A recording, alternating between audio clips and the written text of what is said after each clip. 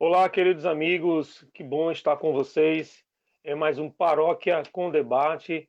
É a Pascom entrando na casa de vocês e a gente já agradece pelo carinho de todas as sextas-feiras a gente poder estar juntinho tratando um tema importante, sempre com alguém da nossa comunidade ou alguém convidado por nós. Essa que foi a semana que nós terminamos o Tríduo em honra a São Mateus. Essa semana nós terminamos e concluímos a festa de São Mateus. Então é com as bênçãos do próprio São Mateus, do nosso querido pároco, que a gente dá início nesse momento ao nosso programa Paróquia em Debate. Então é com muita alegria a gente está trazendo para vocês.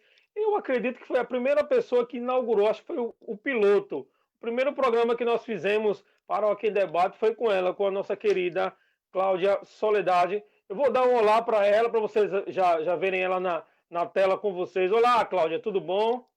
Olá, André, boa noite. Boa noite, pessoal. Tudo bem?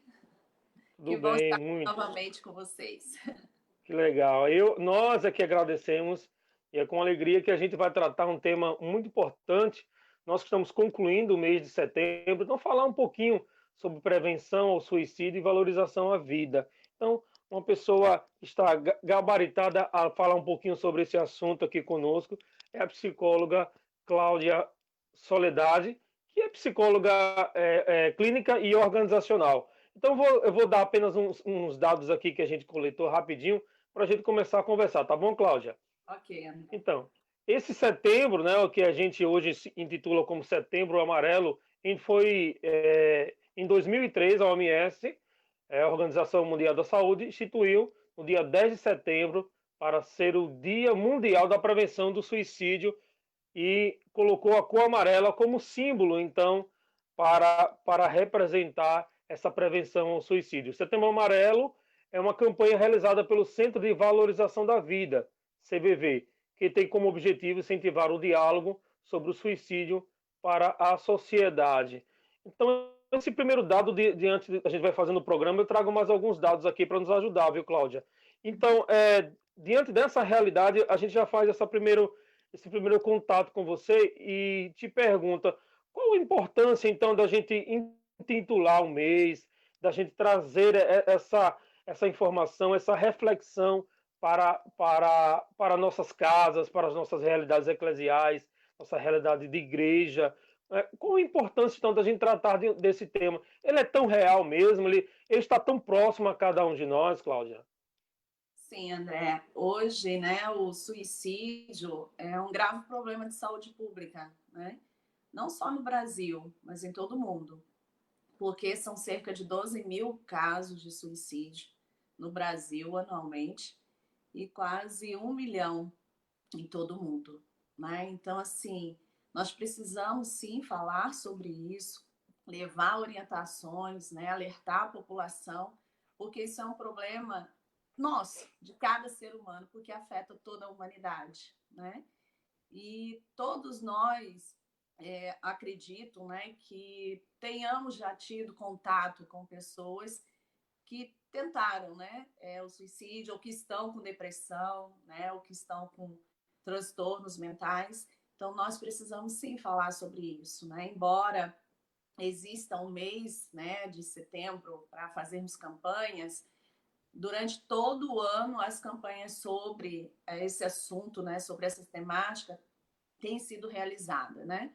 Então, principalmente agora na pandemia, em que os casos aumentaram, Verdade. né? Então, tem sido discutido, falado, levado orientações a toda a população durante todo o ano, né? Que bom, então, poder trazer esse tema assim tão importante para a nossa realidade e para o nosso programa hoje. Os dados realmente são alarmantes, como disse você, quase 1 milhão por ano. Se a gente for destrinchar esse número, há quem diga que a cada 40 segundos uma pessoa tenta suicídio. Porque entre os casos daqueles que conseguem, entra nos dados também aqueles que tentam. Então, são muito mais pessoas que tentam e não conseguem, né, Isso. do que pessoas que conseguem o suicídio. Ou seja, realmente é uma pandemia que a gente vive, uma pandemia mental, né, de uma doença mental, de uma realidade de desejo que o ser humano tem. desse vazio, dessa realidade que a gente vai conversar com você hoje, sem estigmatizar, porque eu acho que em algum momento da vida, seja por imaturidade, ou por N e N assuntos, como eu disse, sem estigmas, que a gente aprende isso como aluno. Eu, como disse a você, faço também a psicologia como aluno, então a gente já aprende que a gente não deve estigmatizar. As pessoas que estão em casa, fiquem tranquilas, nós vamos conversar sobre esse assunto, que, como disse Cláudia, é a nossa realidade dia a dia, e qualquer pessoa, né, pode passar pela cabeça, nem que seja por um relance, né, a gente pensa uma realidade dessa. Cláudia, falando nisso, será que é possível a gente determinar um perfil específico? Olha, geralmente pessoas assim, nos grupos assim, a etnias assim, parará. Existe alguma forma de determinar um perfil para alguém que vai cometer um suicídio? Então, dois fatores principais, né, que nós podemos considerar é quem já tentou, né, quem já, por algum momento, já tentou o suicídio, porque essas pessoas têm uma probabilidade de 5 a 6 vezes, né, cometerem de fato o suicídio.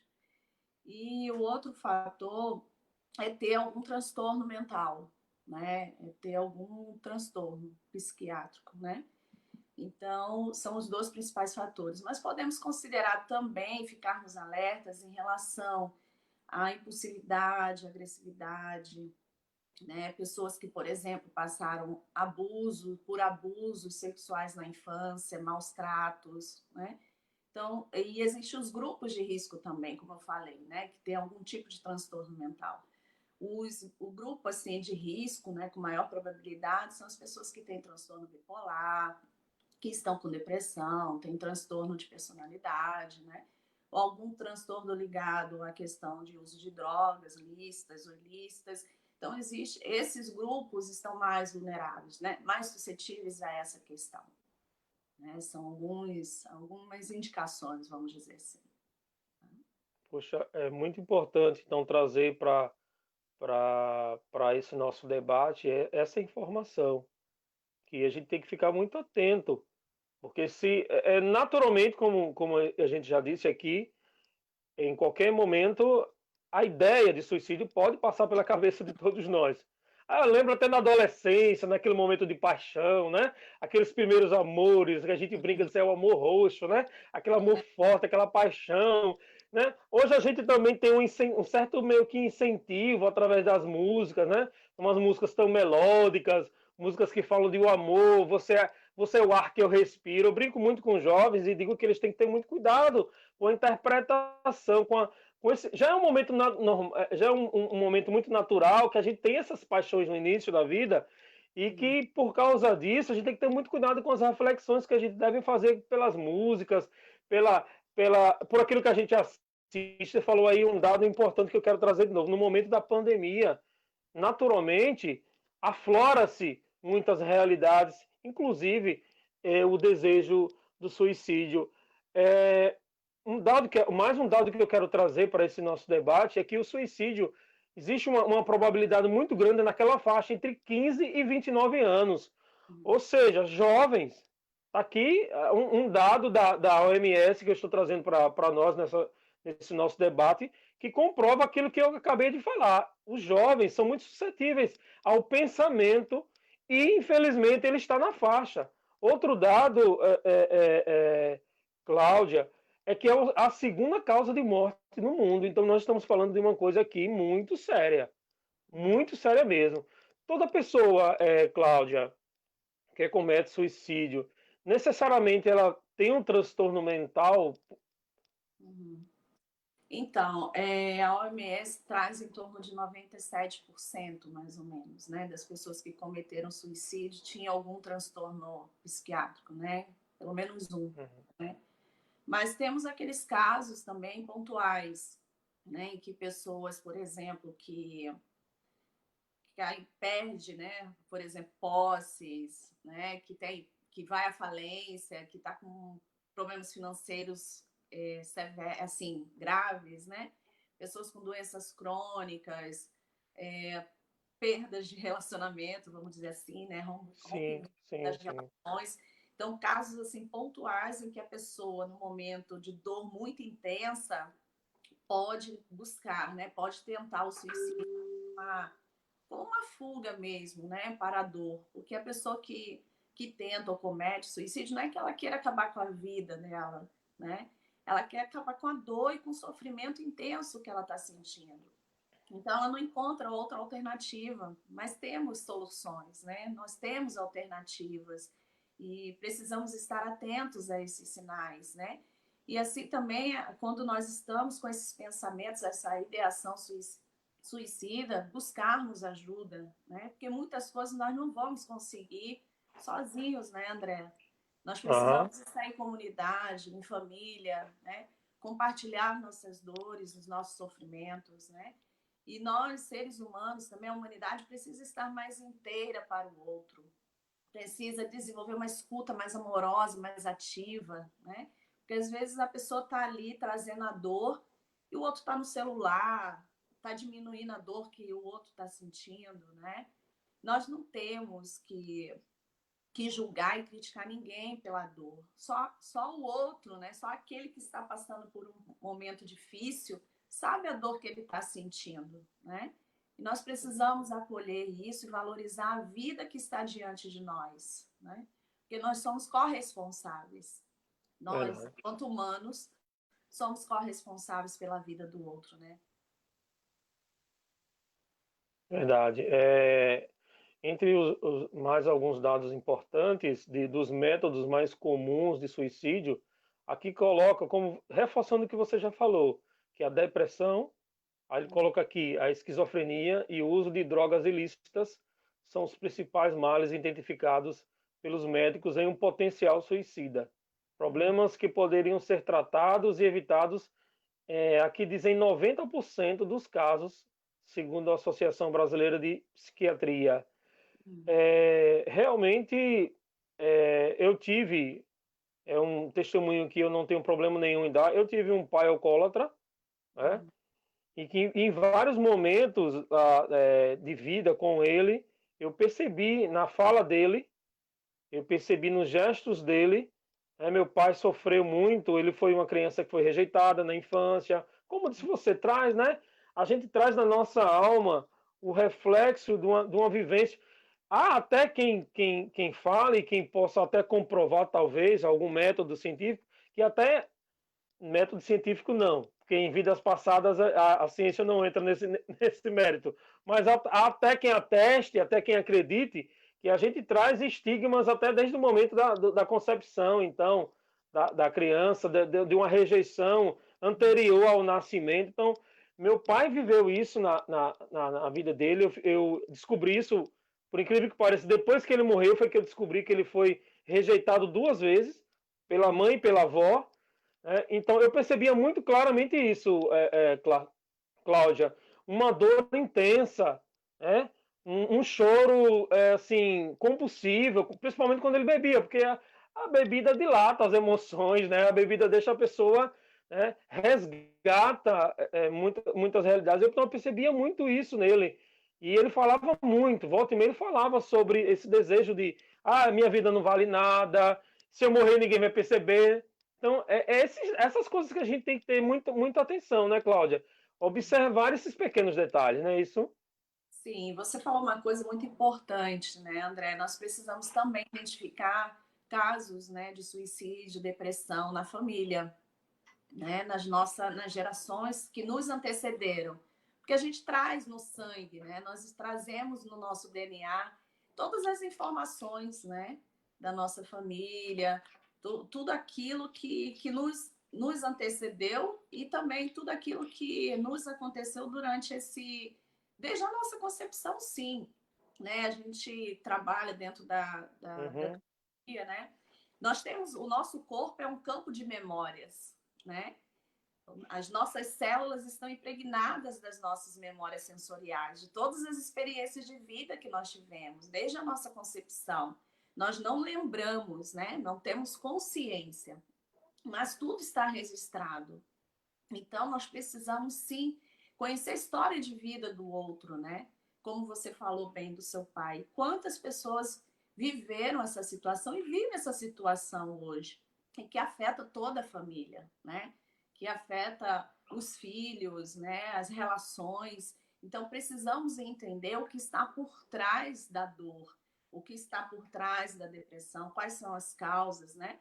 E normalmente desenvolvemos traumas durante o nosso primeiro período de desenvolvimento, né? Desenvolvimento infantil, lá, né? Tivemos na infância.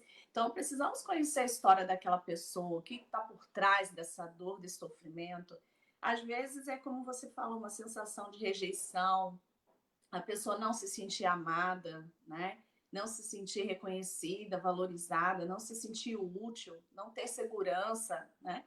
Então, nós precisamos observar, nós precisamos entender a história de vida de cada ser humano que está à nossa frente.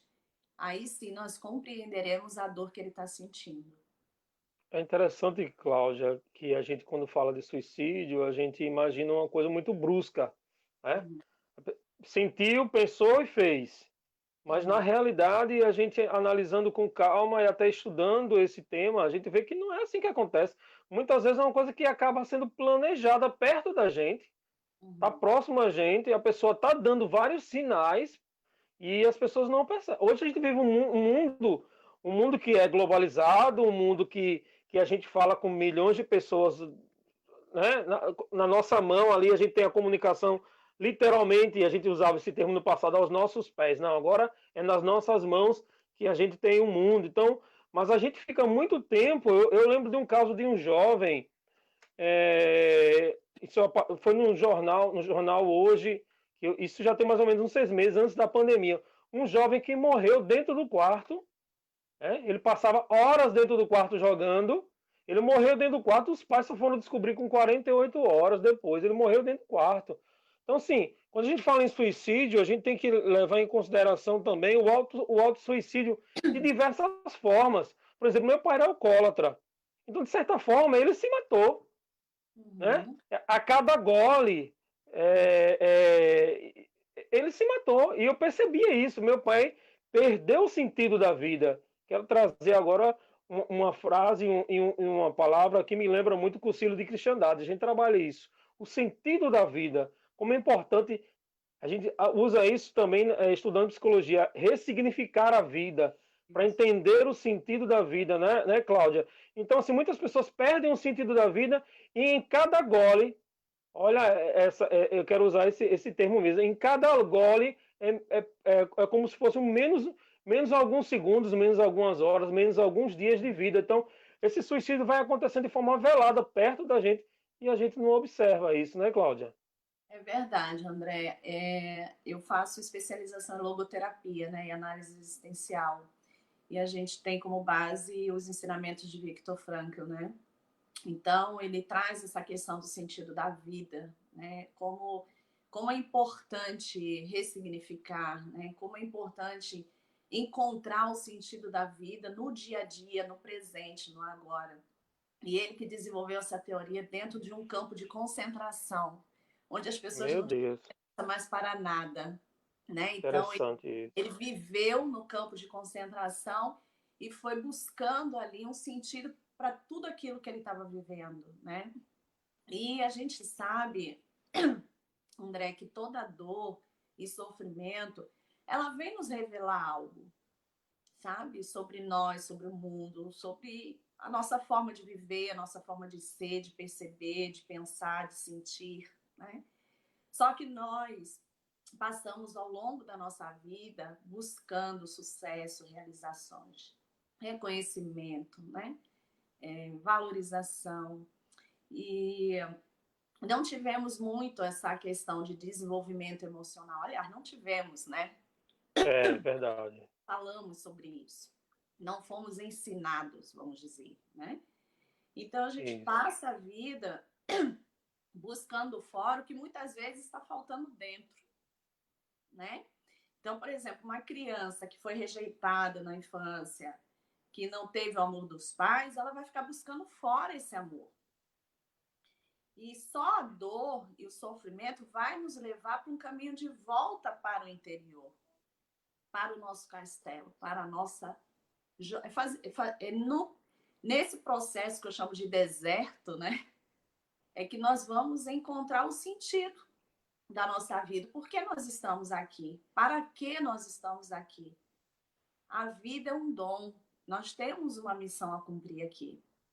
Nós temos um para que viver, sabe? Verdade. Só que enquanto nós estamos voltados para fora, para a realidade externa, dificilmente nós vamos encontrar esse sentido de vida para nós, né?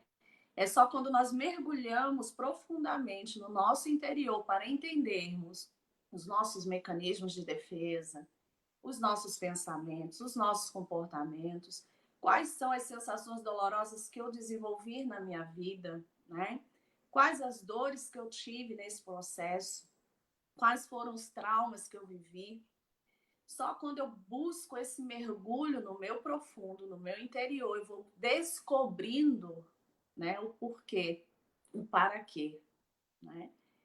A vida Isso. tem muito valor, não estamos aqui à toa, né? Nós temos uma jornada linda a cumprir. Quando você fica muito voltado para as preocupações, como eu falei, para o externo, né? Para as conquistas, para os resultados, para as metas, para mostrar, né, as coisas que você conquista e realiza para ter essa aprovação, né?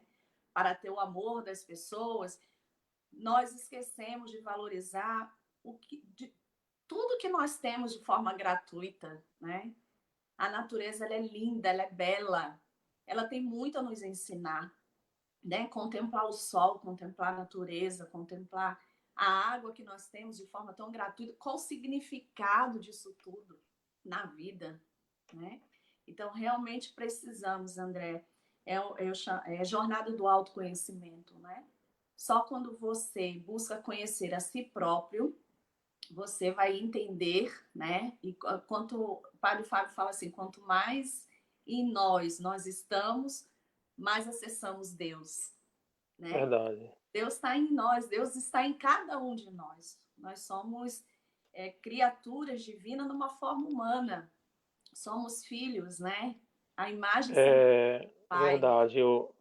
Você falou do Padre Fábio de Mello, que eu também o admiro muito, e nas suas palavras eu consigo compreender por que a filosofia é o pai da psicologia e o pai de tantas outras ideias tão bonitas que hoje é ciência, porque trazer o sentido da vida, trazer a reflexão de uma forma tão bonita como você está trazendo para a gente nesse nosso bate-papo, é muito forte isso.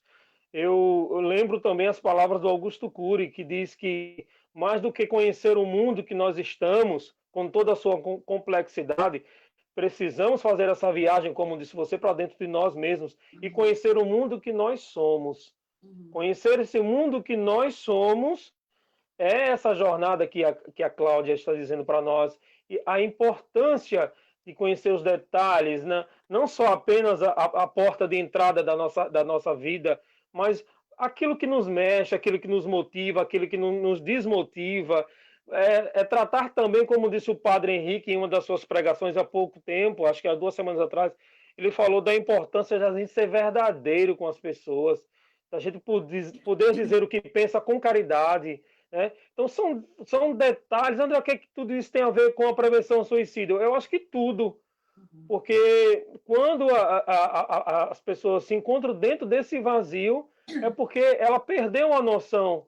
Cláudia, eu tenho algumas informações aqui para passar. Se você quiser pegar uma aguinha enquanto eu vou passar umas informações aqui, ou beber uma aguinha, é bom para dar uma, né, para dar uma limpada. Eu percebi que você ficou com um pouco do pigarro. Então, gente, essa reflexão é extremamente. E o poder da palavra, o falar, é uma técnica do objeto de estudo da psicologia, você falar, né? Desabafar. Esse processo de diálogo, e a Cláudia disse para a gente como é bom, como é importante a gente conhecer as pessoas que estão perto da gente, porque o nosso mundo realmente está muito isolado, a gente vive um mundo muito isolado. Olha, eu quero informar para vocês, os nossos queridos paroquianos da São Mateus e todos aqueles que acessam as nossas redes sociais, que na próxima terça-feira, o Padre Henrique, ainda é dia 29, ainda estaremos em setembro.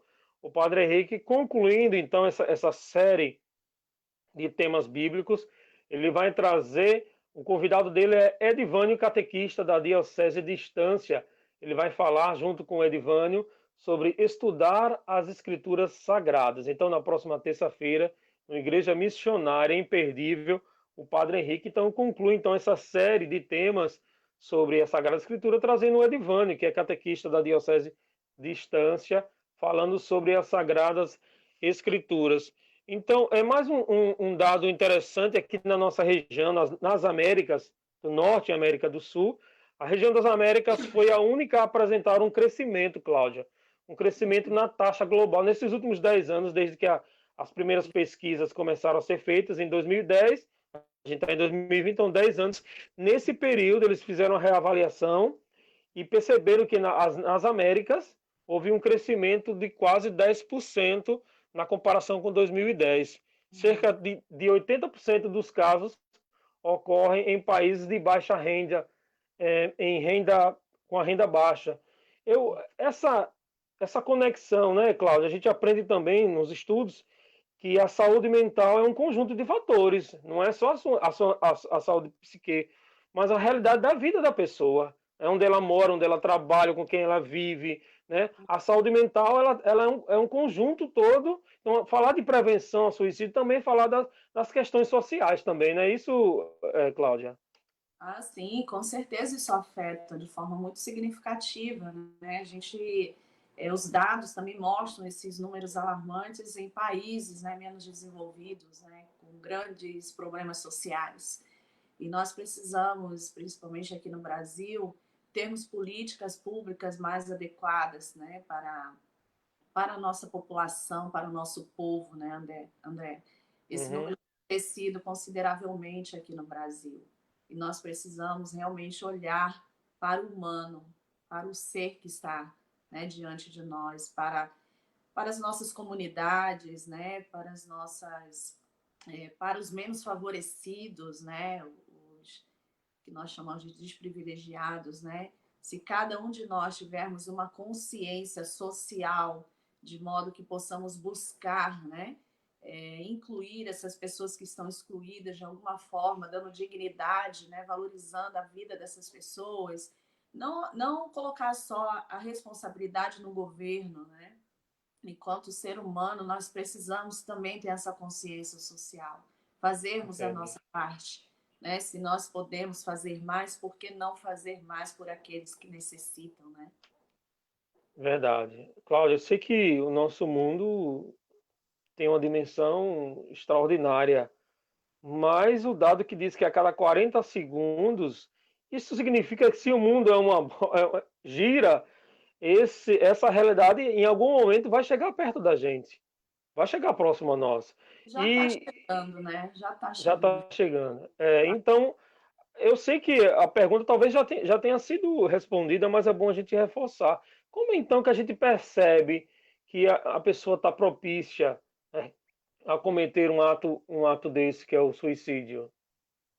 Então, normalmente essas pessoas dão sinais, né, André, de desespero, né, de não ter esperança, de achar que a vida não vale a pena, frases assim, né, que normalmente não tem Uhum, sido, né, tenho vontade de morrer, nada vale a pena, minha vida não tem sentido, né? Pessoas que, por exemplo, estão com alguma doença crônica, né, que não vê mais sentido naquilo ali. Precisamos estar atentos a essas situações, porque pessoas com doenças crônicas, né, elas precisam ter acompanhamento psicológico, né? verdade. E essas pessoas que já, por algum motivo, né, por alguma situação, já tentaram suicídio, né? Uhum, São sinais que verdade. precisamos olhar, né, com carinho. E olhar, assim, Cláudia. para ter uma escuta, mas uma escuta amorosa, né? É escutar Uhum, acolhendo a dor do outro. Porque essas pessoas, André, que estão com essa ideação suicida, né, e tentam, não adianta você ficar falando, falando, falando. Né? Essas pessoas estão num momento de dor tão intensa Porque ela desenvolve tipo o comportamento da criança lá no primeiro ano. O que ela quer é ser acolhida, né? O que ela quer é ser compreendida, ela quer um colo. Muitas vezes você não tem que estar falando, né? Incentivando, porque muitas vezes ela não encontra sentido. Você tem que acolher, estar ao lado, né? Dizer, eu estou aqui contigo, nós vamos passar juntos por isso, né? Isso tem solução. E acolher, estar ali, esteja presente, mas esteja presente por inteiro, né? Sem julgar, sem criticar, sem preconceitos. Você falando dessas realidades que a gente consegue observar em tempos de pandemia, em tempos de isolamento social, também o isolamento, porque assim, não faz sentido. Quando a gente fala de isolamento, a gente está falando de um distanciamento, principalmente das pessoas que não estão ao nosso derredor, as pessoas de casa, mas em tempos de tecnologia não se justifica o isolamento humano, do relacionamento, dos laços. Não. Quando a gente fala em isolamento, a gente não está falando para deixar de amar ou deixar de dar aquela ligação, aquele bom dia, aquele. Então, assim, tem os gestos que a gente consegue observar, mas também o auto-isolamento também é uma coisa que a gente também tem que ter muita atenção, né? Porque eu acho que o que é mais natural, principalmente quando a pessoa está em um estado depressivo, é aquele sono prolongado. A pessoa acordava 8 horas, agora está acordando 11, está acordando 1 da tarde. Aquela pessoa que a gente via na porta de casa tomando sozinho, ela não sai mais. Então, esses detalhes também são importantes a gente observar, né? Principalmente em tempos de isolamento. Isolamento não significa um distanciamento de laços de emoção, né, Cláudia? Isso, perfeito que você falou. Isolamento não significa afastamento de laços, né? Porque uma ligação que você dá para uma pessoa que você ama, da família, um amigo, né? Notou a ausência de alguém, entrar em contato com essa pessoa, né? Conversar, dialogar, observar esses comportamentos, essas atitudes que você não via antes, né, André? Então precisamos realmente estar atentos. E a vida vale a pena viver, né? Vale muito a pena viver. A gente precisa encontrar na dor e no sofrimento um sentido. Cada dor e sofrimento tem um sentido, né? Observar o que aquela dor e aquele sofrimento está trazendo para você. Porque para que isso, né? Para que através disso possamos identificar a causa da dor e do sofrimento e possamos solucionar o problema. Né? Problemas Verdade. são para serem solucionados. E nós temos a capacidade intelectual para solucionarmos os problemas. Né? Tem coisas que não temos realmente o controle, que só compete a Deus. Mas Exato. muitas coisas na nossa vida nós podemos sim buscar solucionar. Né? Verdade. Eu lembro-me da carta do Papa Misericórdia e Vultus, que fala exatamente como Deus age no nosso meio e como é a nossa responsabilidade de leigo, de pessoa humana, como somos nós que levamos Deus, né? Deus já se revelou à humanidade de diversas formas, né?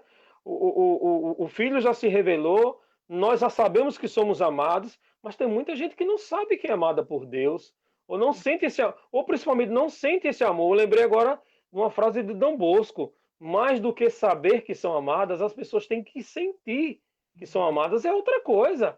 Porque no blá blá blá, na conversa é muito fácil a gente falar, mas sentir dá sentido, né? Sentir dá um caminho diferenciado para a vida. A gente tem que ter cuidado também com essas questões, porque num mundo tão carente, a gente tem que ter cuidado também, né?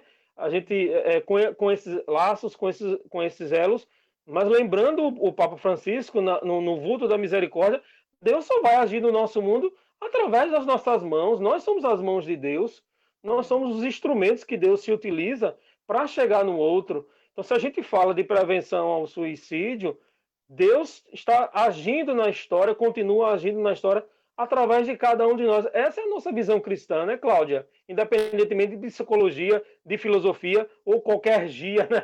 Ou qualquer estudo, nós somos motivados pela igreja, motivados pelo nosso pároco, pelos nossos conhecimentos bíblicos. A gente, mês da Bíblia, o que que essa leitura, o que que essa vivência com a Sagrada Escritura nos faz, senão ir ao encontro ao encontro, né? Um encontro é uma frase que o Papa Francisco usa muito, ir ao encontro do outro, mesmo que seja de forma remota. Mas como? Tem como. A gente viu agora na pandemia, a pandemia nos deu muitas lições, como é importante, como a gente pode estar muito perto, mesmo estando à distância, né, Cláudia? A visão cristocêntrica, a visão do cristão.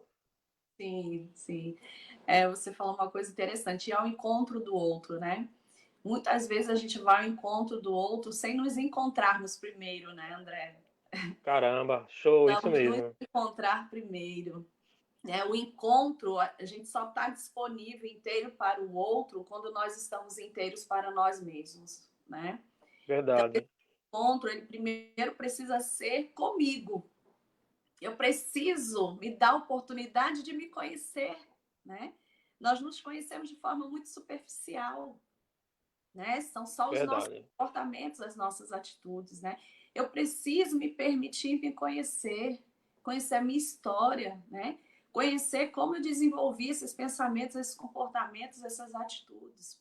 Esse amor que muitas vezes, né, que você falou, a pessoa não sente o amor de Deus, foi porque em algum momento da vida dela, ela não sentiu esse amor no passado das pessoas que de alguma forma, né, ela sentiu que deveriam dar esse amor, né? E É, ela não, verdade. a percepção dela, ela não teve. Muitas vezes nós tivemos todo o amor do mundo, mas a nossa percepção enquanto ser humano é que vai dar sentido, né? Se eu fui realmente amado ou não. Às vezes eu recebi todo o amor do mundo, mas na minha percepção não foi o amor que eu gostaria de ter. E fica essa falta dentro de nós. E a gente fica buscando, né?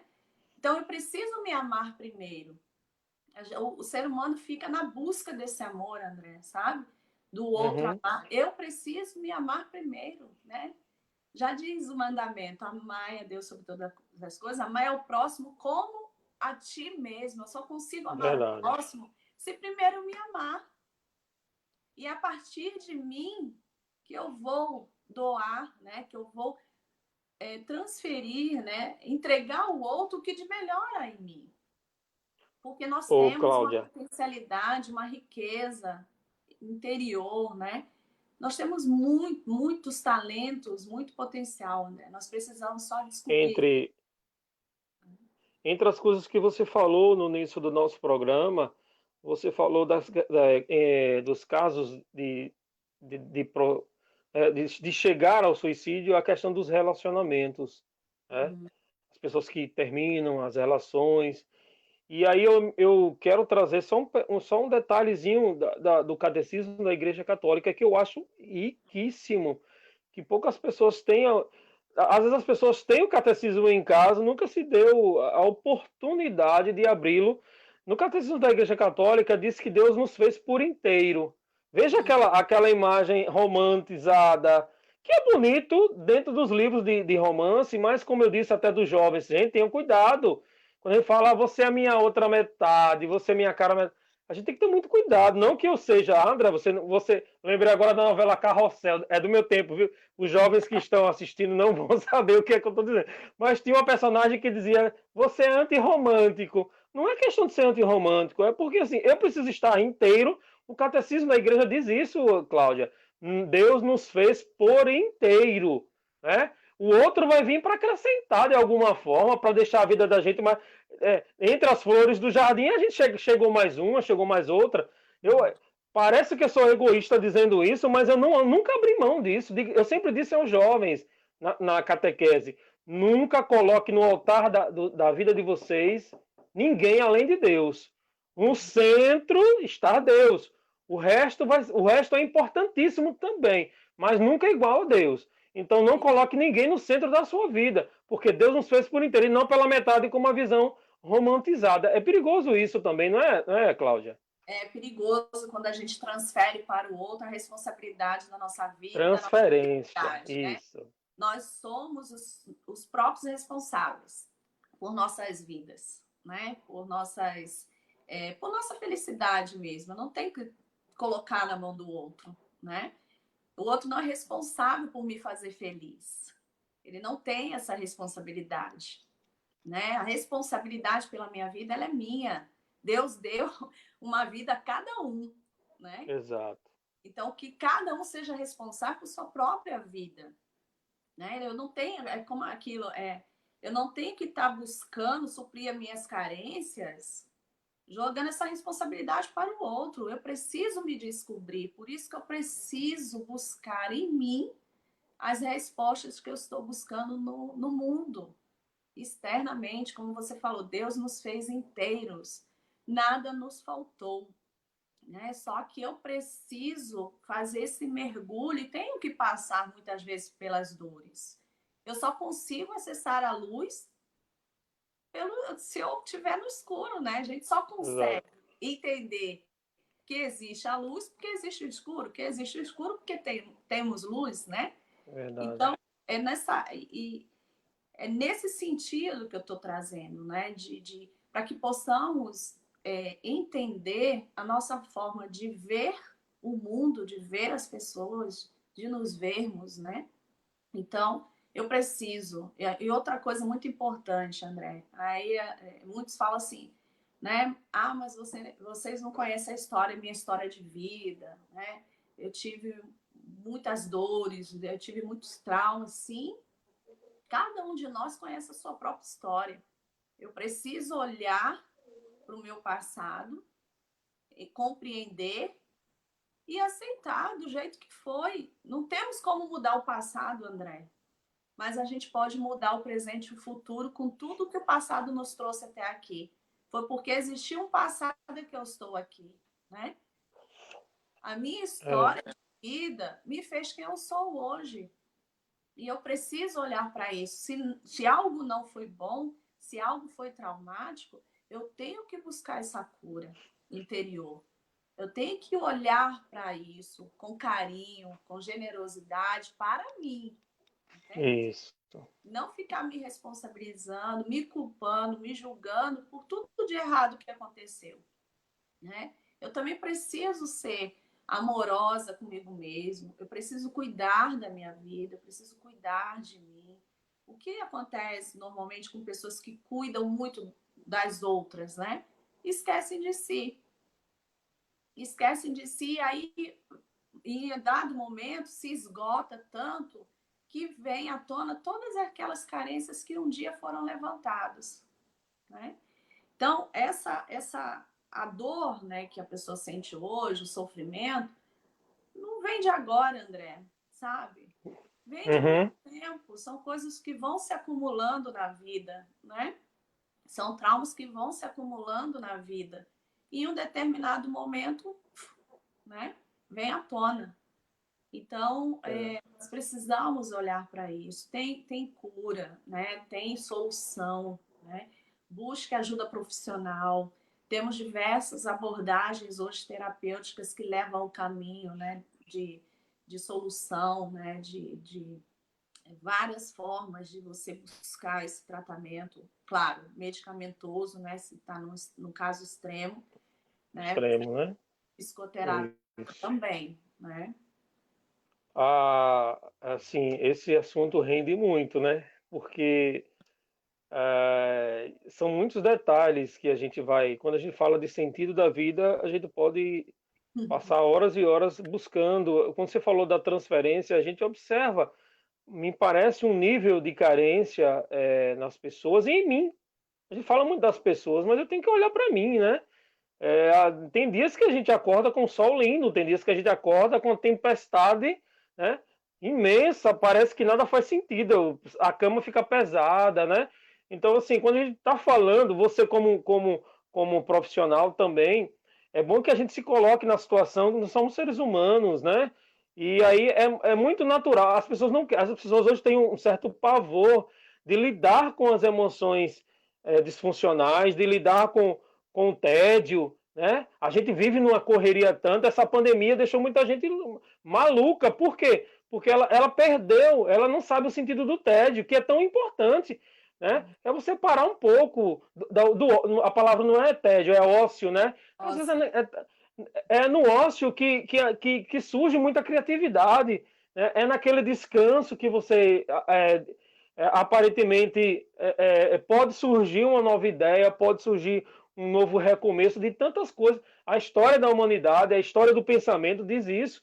Então, mas a gente perdeu no mundo louco de correria, a gente perdeu a importância de parar, de refletir, e também essa questão que você falou da transferência. Só um detalhezinho, porque como disse, o assunto rende, e o rapaz aqui também gosta muito de conversar, já que é paróquia em debate, então estamos debatendo. Eu percebo, por exemplo, Cláudia, eu tive um contato com uma pessoa, não tem muito tempo, que ela estava num estágio de depressão tão alto, já estava tomando remédio, já estava fazendo terapia, mas tudo teve um início assim mais forte, porque às vezes é apenas um detalhe que deu início a um processo mais grave, mas às vezes é uma série de outras coisas. Mas o que desembocou mesmo, que ela percebeu que ela estava em estado quase de loucura, foi a perda de um animal de estimação. Você falou Uhum. de transferência aí, hoje eu percebo muito isso.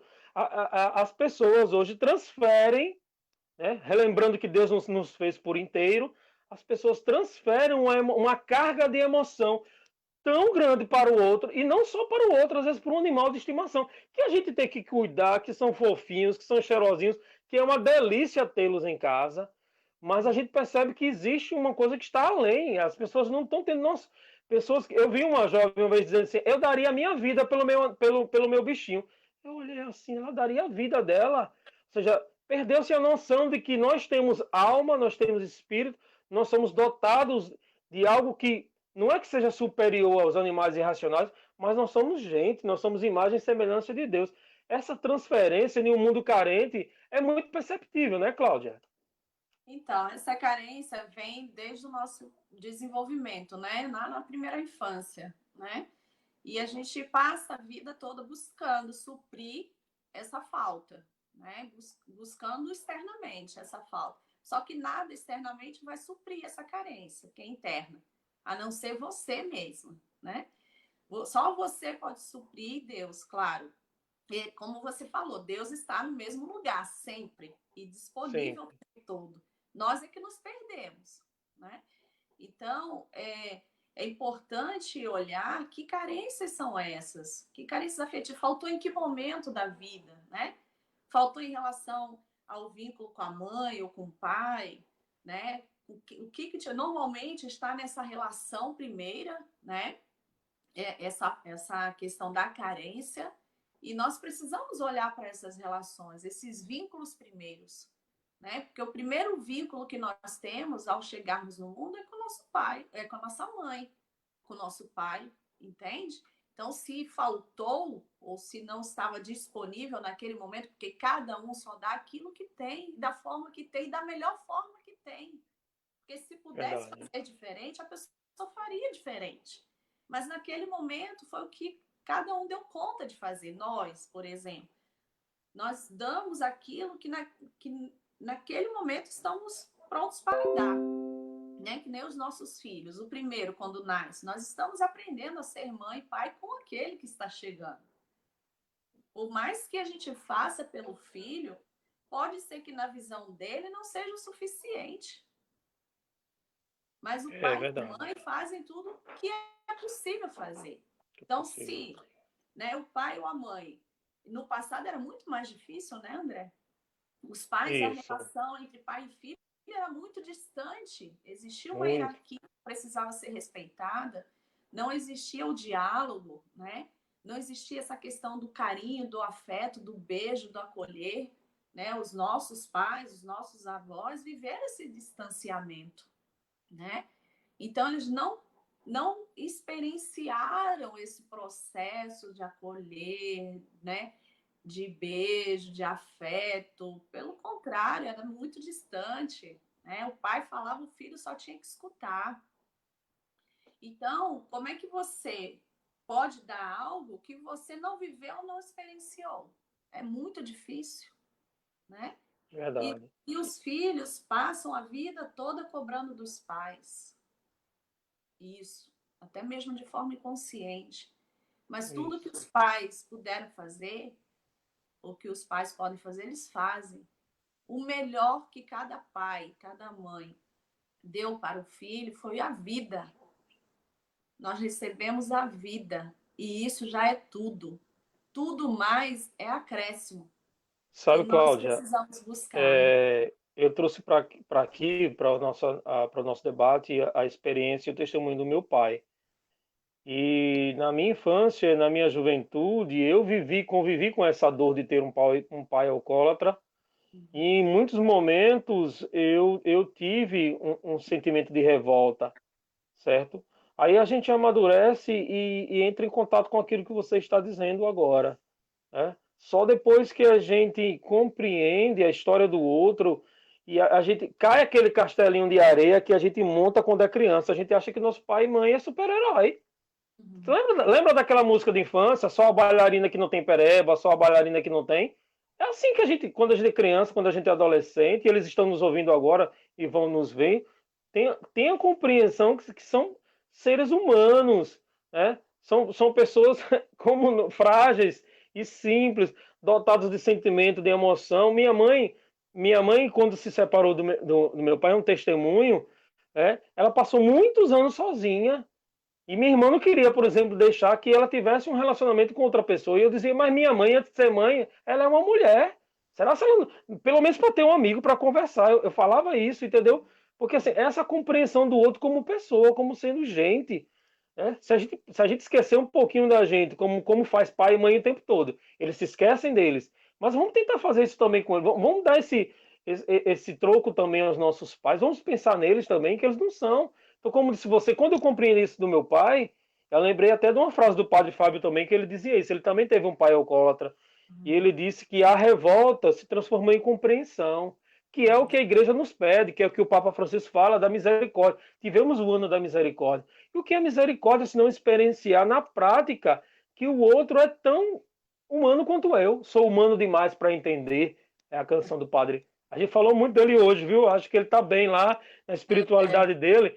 Cláudia, para a gente poder concluir esse tema, existe alguma forma da gente poder prevenir ou da gente em nós e na outras. Existe alguma prevenção?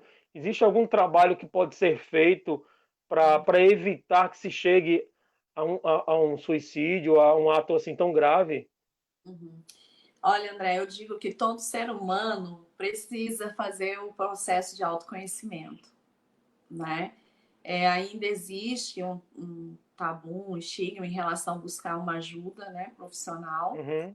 mas Sim, a gente precisa, o processo psicoterapêutico, ele consiste num processo de autodescoberta, de desenvolvimento pessoal, né? De você cuidar da sua saúde mental e emocional, como você cuida do seu coração, né? Da sua saúde física. E muitos problemas físicos nossos são decorrentes, né, de problemas mentais, né, de uhum. questões mentais. Nós chamamos dentro da psicologia a psicossomática, né? Você Isso, acabar desenvolvendo alguma doença física por conta de algum transtorno mental, né? exato. E não necessariamente seja as doenças psiquiátricas, né? Mas Uhum. que tem alguma perturbação, alguma dor, alguma coisa para ser resolvida. Então, o primeiro é esse Exato. autoconhecimento, né? Você também desenvolver a sua espiritualidade, a sua conexão com o divino, com Deus, né? De você estar, como eu falei, muitas vezes a gente vai fazer a oração, a gente só fala, fala, fala. Nós precisamos silenciar também para escutar, né? Então, a Isso. oração, você estar com os amigos, com a família, buscar o autoconhecimento, né? Viver a natureza de uma forma, né, contemplativa, vamos dizer assim, isso tudo ajuda, né? E fazer trabalhos voluntários, servir as pessoas também ajuda bastante, né? Verdade. Eu quero agradecer demais a sua disponibilidade.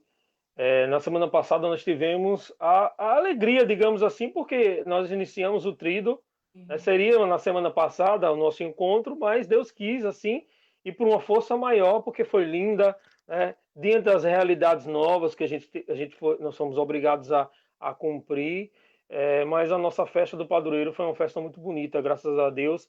Tivemos uma transmissão, a Pascom conseguiu fazer alguns testes e trouxe umas realidades novas para as transmissões, porque em tempos de pandemia, muitas pessoas não puderam estar presencialmente ali, mas puderam acompanhar pelas redes sociais. Então, em nome do Padre Henrique, eu agradeço a todos aqueles que, de forma direta e indireta, fez acontecer de forma tão linda a nossa festa de São Mateus. A você, Cláudia, também o meu agradecimento. Quero só lembrar que a gente tem esse tempinho para dizer que na próxima semana a gente conclui o Igreja Missionária com o Padre Henrique, vai trazer o Edivânio, catequista da Diocese de Estância. Os entrevistados do Padre Henrique têm sido, graças a Deus, pessoas de alto nível de conhecimento, tem sido maravilhoso. Então não esqueça, na próxima terça-feira, às 20 horas. A sua mensagem final, Cláudia, e o nosso muito obrigado também a você pelo carinho, pela sua disponibilidade, que sempre está aberta a conversar com a gente aqui no Paróquia em Debate. Então, eu quero agradecer, né, a você e a paróquia pelo convite e deixar um beijo para todos que estão nos assistindo e dizer que a vida vale a pena ser vivida, né? E que a gente possa buscar dar o melhor, encontrar o melhor em nós para que possamos oferecer à humanidade, porque nós estamos aqui para fazermos uma linda jornada. Vale a pena. Amém. Louvado seja nosso Senhor Jesus Cristo. Para sempre seja louvado. Rogai por nós, Santa Mãe de Deus. Então ficamos aqui. Então, hoje foi muito gostoso esse bate-papo com a Cláudia e eu acho que frutos podem surgir, porque o vento sopra onde quer. Se o vento sopra onde quer, ele vai parar também em vários corações de diversas formas. Assim nós aprendemos com a nossa Santa Madre Igreja. Deus faz, Deus renova todas as coisas. E quando nós temos um profissional que, mesmo dotado da sua ciência, do seu conhecimento metódico, mas que não abre mão da sua espiritualidade, com todo o respeito à ciência, a gente leva isso como um testemunho. É até bom que as pessoas e jovens que estão nos vendo, que fazem faculdades em diversas áreas, possa compreender isso também. Você pode ser um católico, você pode acreditar na ciência, você pode ser um cientista, ou qualquer que seja o método que você vai utilizar no seu ensino, mas você não precisa abrir mão da sua espiritualidade com respeito às duas áreas, tá? Então, feliz de ter a Cláudia conosco, foi muito bom, e eu agradeço a todos vocês que participaram, vocês que podem deixar aí os comentários, pode deixar os comentários, que a gente tem uma central aqui que está sempre dando um retorno para vocês. Muito obrigado. Fiquem todos. Na próxima semana, o Paróquia em Debate vai trazer o irmão Uberlan. Nós vamos falar sobre a importância do missionário, do leigo missionário na igreja, viu, Cláudia? A gente, mês de missão, mês de outubro, a gente vai trazer esse tema, a importância especial do nosso leigo na igreja. Muito obrigado. Fiquem todos com Deus.